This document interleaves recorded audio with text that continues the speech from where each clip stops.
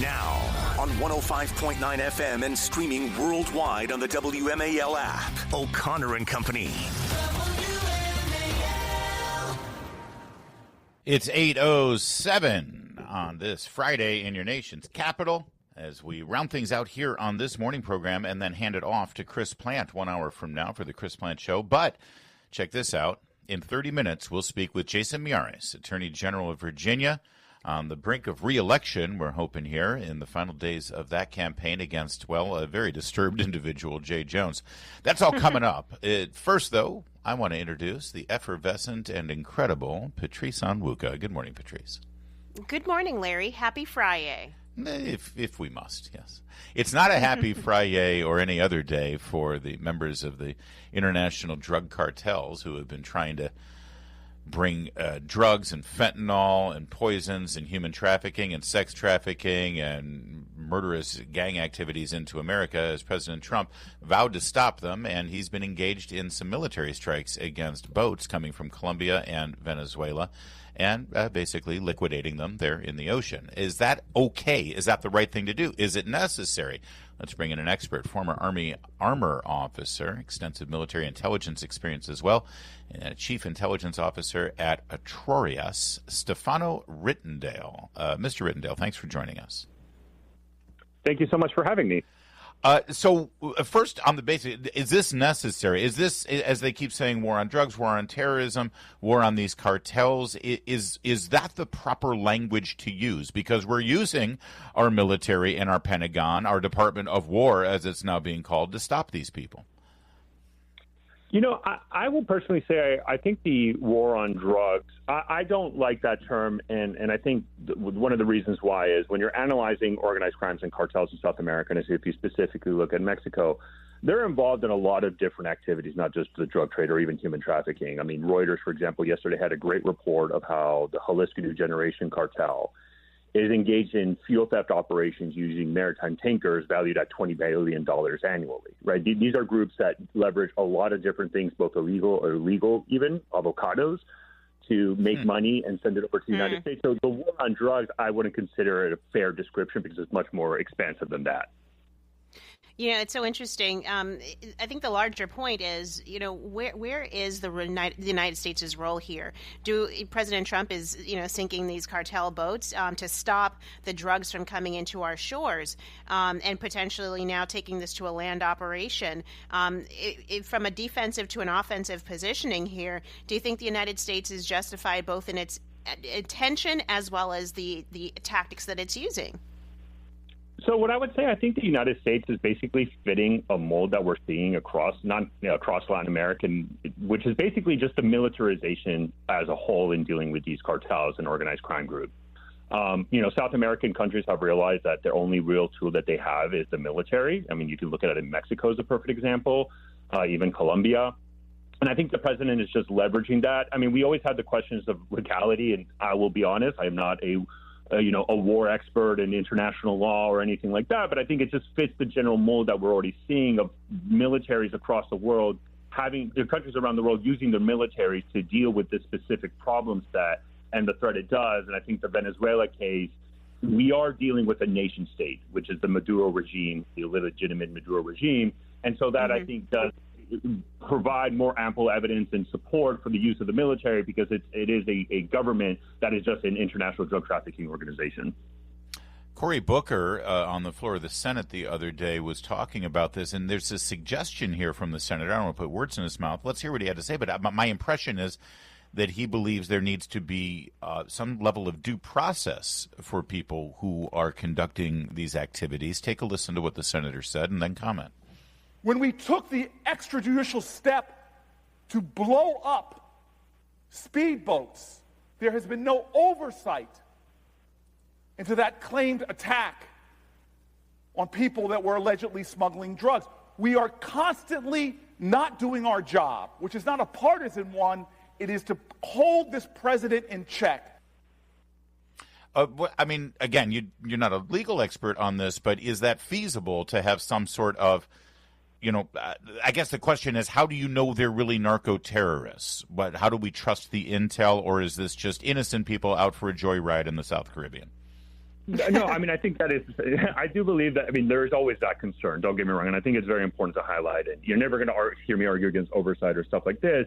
I will say that, the vessels that we see just on the video, it's clear that these are drug trafficking vessels, but it's also important to note that generally the people that are involved at this level, that are the people at the speedboats, are very low level, and most of the times they just it's easy money for them, specifically because of lack of economic opportunity in South America. The United States is taking a different approach. We do have international navies. The French Navy, for example, is very active in the Caribbean. They seized almost 9 tons of cocaine just last week from a maritime vessel. And so I think those are legitimate kind of concerns. The issue, though, we saw is that when the United States, there was a recent strike and 2 people survived. One of them was sent to Ecuador and the other one in Colombia. Both of them were let go because they just had nothing to prove in a court of law why they were sent to prison. And I think that's kind of the issue we're running into, is that we haven't really done a good job, unlike, let's say, the Somali pirate situation, and maybe that's the best example, is if we detain them, setting up processes internationally and regionally to make sure they get court and, more importantly, get information from them to really go down and dismantle these organizations at the heart of South America. We're speaking with Stefano Ritondale. You are an Army vet and Chief Intelligence Officer. You also are the co-founder and operator of All Source News, which is an X platform monitoring of cartel activity. I think to your last point, I think it's interesting. If these are low-level guys that are getting caught up in these boats, will they actually have a lot of information that would be useful to get the kind of the bigger fish? But really about the All Source News. Are you seeing, based on what you've observed of the Mexican cartels, any changes to the kind of activities as a result of greater enforcement by the Trump administration? Like, what are they doing differently now as a result of what's being done at the southern border, et cetera? So I think one of the things, I'll just kind of speak broad terms. One of the areas we have seen is kind of a change is, I think, like, if you look at human smuggling, and I think a lot of the human smuggling operations is not necessarily cartel related. There's a lot of local and family organizations that just pay a fee to operate at the border and do human smuggling. What we have seen a change there. In other words, what we've started to see is kind of 2 aspects. One, more well-established organizations, they kind of switch from a quantity in the sense of pushing people across the border at large numbers to basically what I would call a quality. In other words, now the focus is we understand if they get caught at the border, they're going to get deported. So now they've done much more advanced processes to try to get them across, either utilizing drones, tunnels, and basically that's what we're seeing. So the quantity has gone down, but the ability to try to bypass Border Patrol, let's say, that's now the huge focus, and that's something we're seeing. And then those organizations that basically haven't been able to adapt because of the change of the border, what we've seen along the U.S.-Mexico border, specifically in the northern towns of Mexico, we've seen a significant increase of crimes, specifically extortion and kidnapping, which indicates that these groups, since they can't make that much money now pushing people across the United States, they're just resorting back to terrorizing Mexican civilians inside of the country, either with extortion or kidnapping. That's probably the main change that I've seen along the U.S.-Mexican border. Well, and Stefano, real fast, we only got about 30 seconds, but you've written about the militarized cartels in Mexico. All these activities with the boats coming up from Colombia, Venezuela, is that really sending a signal that, the next step is really where the super threat is to our borders and our nation, and that's Mexico, and the Mexican government needs to do something, otherwise here we come? Is that what you're reading here? I think where the Trump administration has been very successful is pressuring the Mexican government, both, with these public rhetorics and kind of diplomatic. And we have seen the Mexican government respond. One of the major successes is the Mexican government, Claudia Sheinbaum, the president, she basically kind of tweaked the law. And instead of now going through this very lengthy extradition process that involved Mexican judiciary, which really stand up and allowed cartel leaders to stay in Mexico in prison and still operate, she managed to change the law to basically mean expulsion. In other words, they're expelled directly, so they bypass the Mexican judiciary, and a lot of these key cartel leaders are now in U.S. prison because of that. And I think that's a huge success. We are seeing the Mexican government concerned about it, but we are seeing them respond and being successful there. Stefano Ritondale, thanks for joining us. Appreciate the conversation. Thank you. Thank you so much. 8:15 WMAL. WMAL, making sense of the news. Live from the Home Paramount Pest Control Studios. Home Paramount, the leader in pest control since 1939. Your next $1,000 could be one text away. It's $5K a day on WMAL. Let's get an update on all things Virginia. Election, of course, now looming, and the Democrats' insurmountable lead in the polls from just 6 months ago, really just 3 months ago, is fading away. It looks like almost a dead heat, according to most polls, on all three statewide races, if not just the top two, governor and lieutenant governor, as it appears in many of the polls that Attorney General Jason Miyares might be pulling away after the J. Jones scandals. Attorney General Miyares, by the way, joining us coming up at 8:35. You're going to want to hear that. And again, you're going to see some outlet. A lot of polls are showing the governor's race between 3 and 5 points right now with Spanberger in the lead. Yes. Again, remember, Republicans notoriously undercounted in Virginia. But then you'll see a poll that says, Spanberger's up by 12. Oh, come on. Nobody believes. Talk about an outlier. Yeah, thank you. Here's an indication that Democrats are panicking. And that surefire victory that they knew they were going to have with Spanberger is slipping through their fingers. Yesterday, the Democrats called for an emergency session in Richmond, calling all state delegates and senators to the Capitol for a surprise special session where they will talk about redistricting. Oh. Now, there's two things about this you need to know. First of all, the lieutenant governor, Winsome Earl-Sears, the Republican nominee, she's crying foul, saying, this is the Democrats trying to take me off the campaign trail. See, she is the presiding president of the Senate, Yes. of course. Yes. So if they bring the Senate back into session, she has a constitutional duty to show up and preside over the session. So here we are, 10, 11 days from Election Day. Sorry, Winsome, you got to come off the campaign trail. Thankfully, Abigail Spanberger, she doesn't have a job. She hasn't had a job for 2 years, so she can keep campaigning. But Winsome Sears has to cut out. That could be a big part of this. Also, by the way, there's some speculation that if the state delegates and the Senate is in session down in Richmond, then the Attorney General, then J. Jones can't be arrested, right? I think that might be a stretch. I don't think that's really what's at play here, but you never know. You never know.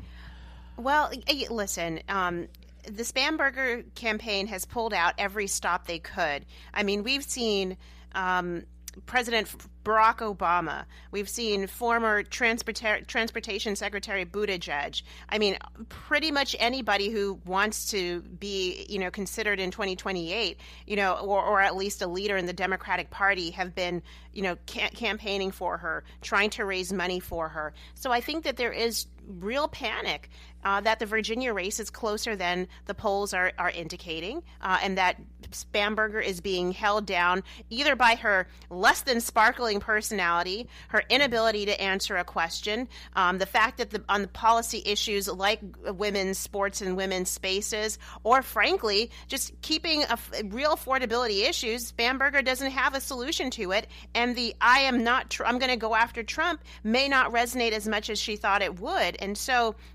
it's now they're just going to try the very best, every and any tactic in these last waning days. I just hope Republicans continue to get out and vote early and make the most of this campaign, because this is an important election.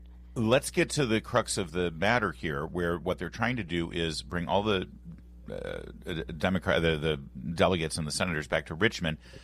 Partly politically, I think, to take Winsome Sears off the playing field, but also to ostensibly do what Gavin Newsom's been doing in California, which is redistrict Virginia and try to, maximize blue districts for the House of Representatives. A couple of and I want to thank Christian Hines, who has an X account, and he knows way too much about Virginia politics and constitutional law. The governor cannot veto this. The governor actually has zero say over amending the Constitution. This is all led by the legislature. The Supreme Court also cannot stop this from happening. If Democrats want to push this through, and they have a bare majority, they can do it. Now, there is one question here, and that is amending the Constitution in the manner that they're doing it has to be the assembly has to be called before the general election, right? That's what the language of the Constitution says. And the general election, of course, Election Day, is November 4th. But here's the problem, Patrice, and this wasn't taken into account when they started early voting in Virginia. Are we really before the general election right now? Yes, we're before Election Day, but people in Virginia have been voting since mid-September. And I would argue the spirit of the constitutional bylaws here on amending the Constitution for this redistricting scheme take into account that you're supposed to do this before Election Day so that the people, people can vote on, the people who have just done this. Yeah. They're not doing that now. They've already been, half the state has already voted, and now they're going to do this end around. I think this will get challenged. And rightly it should. The other perfect way to stop this is to take the majority away from the Democrats, and that the voters can have a say about coming up on November 4th. But it's some dirty, dirty pool, and what it will do is eliminate, basically, it would divide Virginia in half, north to south. The eastern side would be all blue, and the western side would still stay red, and it would be legal and obscene. 824. All right, coming up, our big interview with Attorney General Jason Miyares. Stay with us. It's O'Connor and Company at 8:30. WMAL-FM, Woodbridge, Washington, a Cumulus media station. Making sense of the news. News Talk 105.9. WMAL. News now.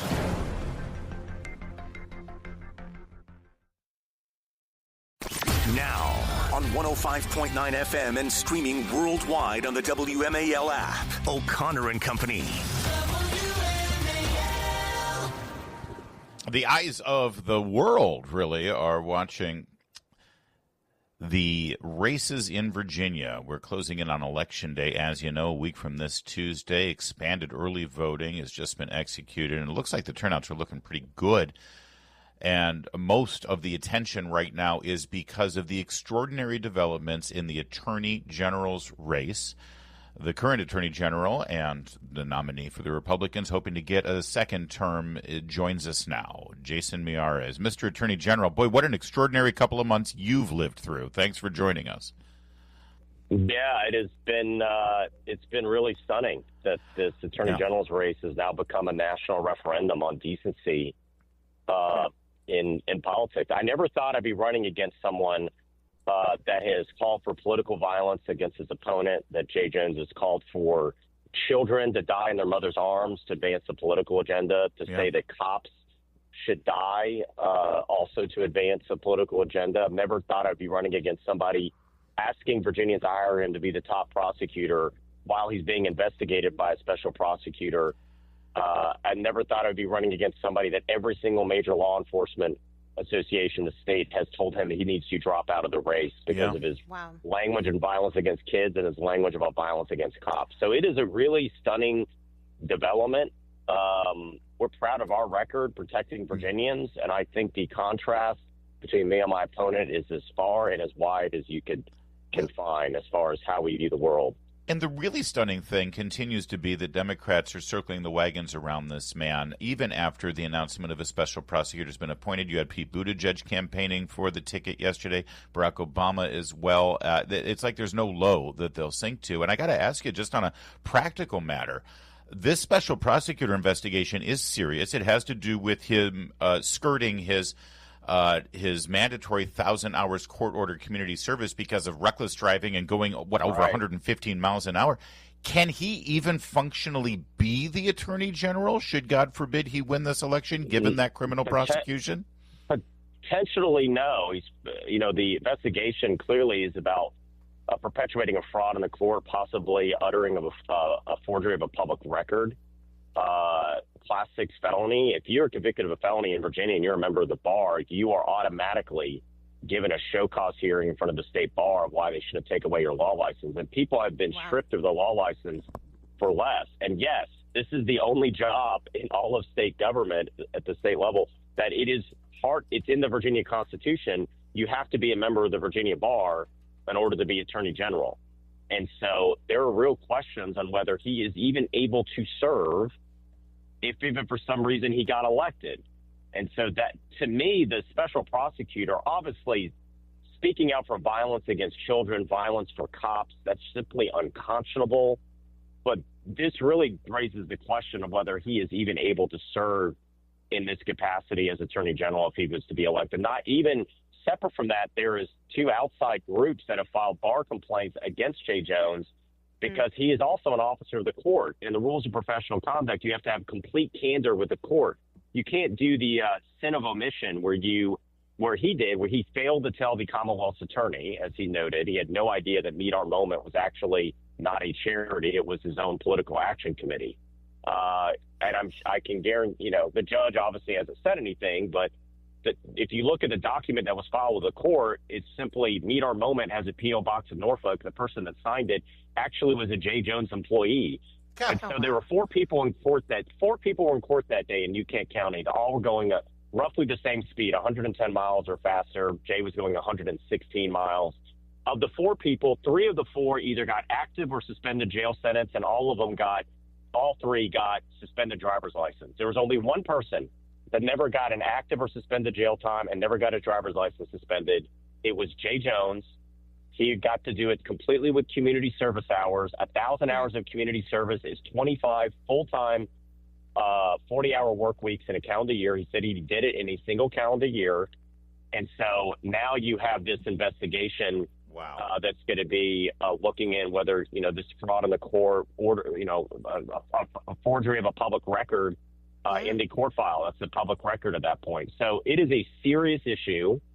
I think it's become this defining moment of decency in Virginia. Are we going to elevate somebody to be the top prosecutor that has this worldview of violence against the innocent? And think about this. One of the major initiatives I've tackled as Attorney General is combating human trafficking.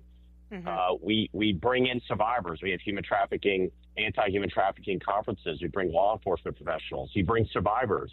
Many of these women were victimized when they were younger. How in the world could he ever stand in front of human trafficking survivors when everybody in the room knows that he has advocated for violence against children, violence for children to die in their mother's arms? It's just it's an untenable position. Yesterday, he had the temerity to say that the text messages were nothing but, in his words, political noise. That is not political noise, wishing violence against children and to see cops dying. That is simply not political noise. And it shows that he has no remorse, that he is a politician, not a prosecutor, but he's a politician seeking a promotion and trying to save his political career. Attorney General Miyares, it's unreal, this whole scandal, and thank you for laying it out so clearly, how the chickens are hopefully coming home to roost for Jay Jones. But I'd love for you to talk about what has been real in the state, which is, the incredible decline in the number of homicides, down 33%. I mean, this is taking Virginia back to pre-COVID levels. Is that correct, or below that? Right? Yeah. I mean, when I came into office, Virginia's murder rate was at a 20-year high. Our violent crime rate was at a 30-year high. Our addiction deaths rates were the highest ever recorded in the history of Virginia. And I made a couple of promises. One, we're going to work with police instead of against police. We worked with Governor Youngkin to launch Bold Blue Line, an operation to just get more cops on our streets. We've done that. And then we saw the violence was primarily in 13 localities, and we saw roughly 5% of felons were committing over 50% of the violent felonies. And so we went into these cities and we said, we're going to investigate, we're going to indict, and we're going to prosecute these repeat violent offenders. So many of them are also dealing with fentanyl and the narcotics trade. I'll give you just one example. The city of Roanoke. We found 0.12% of the population of the city of Roanoke. That is less than 1/5 of 1%. We're committing over 30% of the homicides in that city. Oh, my goodness. So we went after these repeat violent offenders. We got them off the streets. The murder rate in the city of Roanoke has dropped 62%. Wow. Because when you go after repeat violent offenders, you lower violent crime. Jay Jones opposes prosecuting repeat violent offenders, opposes Operation Ceasefire, which has had this dramatic reduction. Of the 30% drop in the murder rate in Virginia, 66% of that drop's attributed to just our 13 ceasefire cities in which we've seen this dramatic reduction like I just described in Roanoke. And so we've had incredible success. My office alone has prosecuted and removed enough fentanyl off the streets of Virginia that would have taken the lives of 7 million Virginians. And that's why Virginia has the number one drop in addiction deaths of any state in the entire country. So we're proud of our job being the people's protector, protecting all Virginians. You have somebody I'm running against who's asking you to hire him to be the top prosecutor, who's never been a prosecutor a day in his life, and what's worse, has openly wished for violence against children and said he wanted to see cops die. Simply not acceptable that somebody like that's running for this office. I'm just confused to hear an attorney general talk about going after repeat offenders and dropping the murder rate and making, life livable in cities in Virginia. I thought the attorney general's job was to prosecute Donald Trump. That seems to be the only thing Jay Jones wants to talk about. Jason Miyares, real fast, because it's in the news and I want to get your reaction to it. This special session the Democrats have pulled out of their hat yesterday, it sure seems like a blatant political ploy. Is this just to sort of change the subject from Jay Jones? What do you think is going on here? I think it is a left-wing ploy, left-wing power grab. I've never seen anything like it.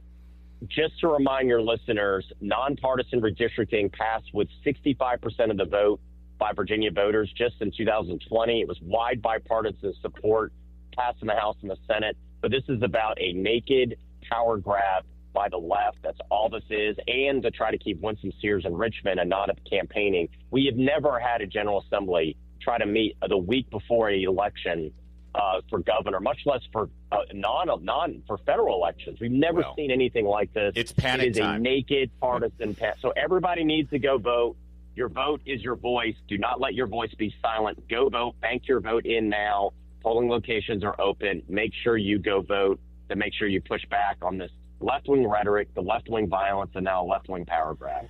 He's a good man. Jason Miyares, he's your Attorney General, and it's time to confirm that he gets 4 more years. Thank you, Mr. Attorney General. Get back out there. It's a sprint now. Let's go.